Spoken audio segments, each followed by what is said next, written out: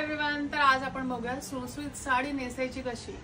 खूप जणांना साडी नेसता येते, पण जेव्हा अशी सुळसुळीत साडी येते जी हलकी फुलकी असते, नेसावीशी खूप वाटते, पण ही साडी खूप घसरते, निघते, तेव्हा ही साडी कशी नेसायची ते मी तुम्हाला आज सांगणार आहे। तर सर्वात पहिली आणि महत्त्वाची गोष्ट ते म्हणजे पेटीकोट। पेटीकोट जो आहे ना, त्याची नॉट एकदम टाईट बांधा, म्हणजे ती साडी कधीच निसटणार नाही, निर्या निघणार नाही, आणि जे इथे इथे टक केलेलं असतं तेही निघणार नाही। त्यामुळे पेटीकोटची नॉट एकदम टाईट बांधा। आणि चला आता आपण साडी नेसायला घेऊयात। ही सुंदर सुळसुळीत साडी आहे आणि पेटीकोट, आता मी ते पेटीकोट वापरत आहे because I am into small figure.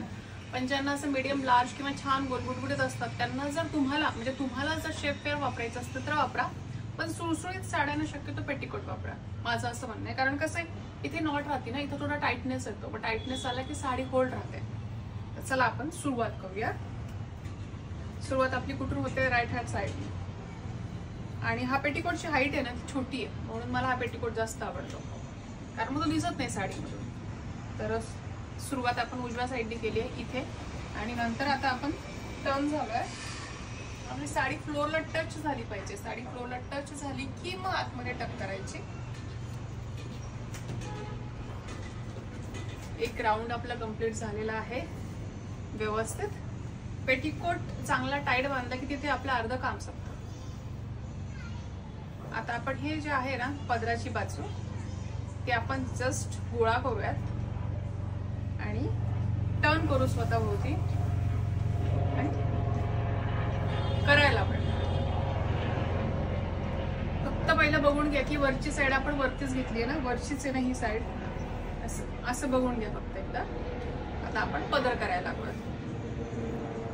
आता रफली पदर बनवूयात आपण। पहिली जी प्लीट आहे ती आतमध्ये असते आतल्या साईडनी, आणि बाहेरची जी असते ती बाहेरच्या साईडनी असते, दाखवते मी तुम्हाला, पण ही पहिली आतल्या साईडनी असते, लक्षात घ्या। आता रफली प्लीट करते मी, फेअर प्लीट मी खाली करणार आहे।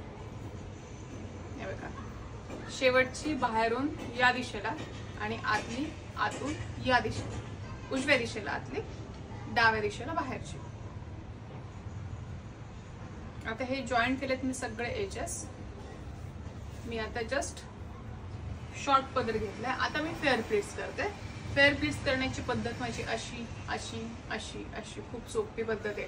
काठपदरची साडी पण तुम्ही ह्या पद्धतीने सोप्या पद्धतीने घालू शकता, म्हणजे ही पद्धत वापरू कुठलीही साडी। आता ही तर कशी लाईट वेट आहे, ही तर पटकन जमणार, पण काठपदर पण पटकन जमते। असं असं असं असं। बाहेरची जी लांबी आहे साडीची ती तुमच्या मनाप्रमाणे ठेवा, ही जी लांबी आहे ना ती तुमच्या मनाप्रमाणे। आता एवढी मला इनफ आहे। आता मी बघते लेंथ ओके का, लेंथ ओके आहे, मला थोडीशी जास्त वाटते, तर मी आता हाच टाईप इथे करते, थोडासा वरती केला।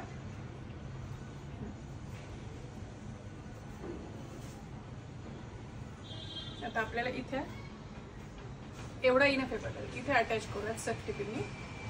अटॅच केलेला आहे आपला पदर, इथेच एक सेफ्टी पिन लावतो आपण, ती पण आतल्या साईडने। त्याच्यानंतर आपण ह्या हाताने, उजव्या हाताने ही साईड घेतली, डाव्या हातानेच ही साईड घेऊन आपण जस्ट इथे टक करणार आहोत। आता आपल्याला काय करायचे आहे, सेंटर प्लीट्स।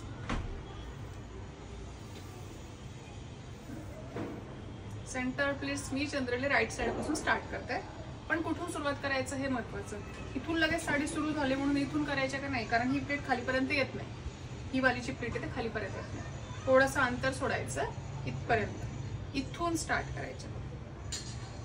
सेंटर प्लेट्स थोडंसं अंतर ठेवून स्टार्ट करायचं, मग त्या व्यवस्थित खालीपर्यंत येतात।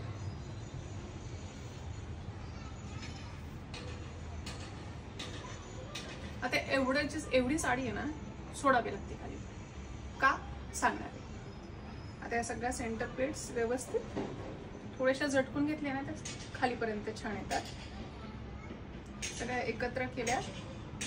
सेंटर प्लेट्स कुठे टक करायच्या, जिथे बेली बटन असतं तिथे,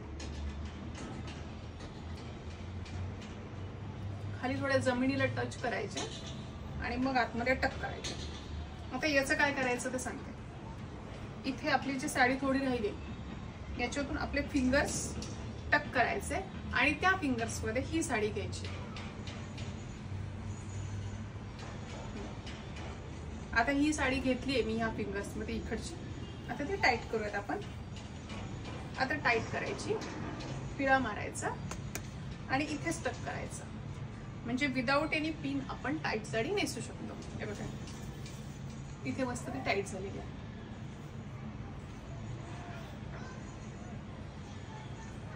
तर झाले आपली सुळसुळीत सुंदर साडी नेसून, ती पण टाईट पद्धतीने.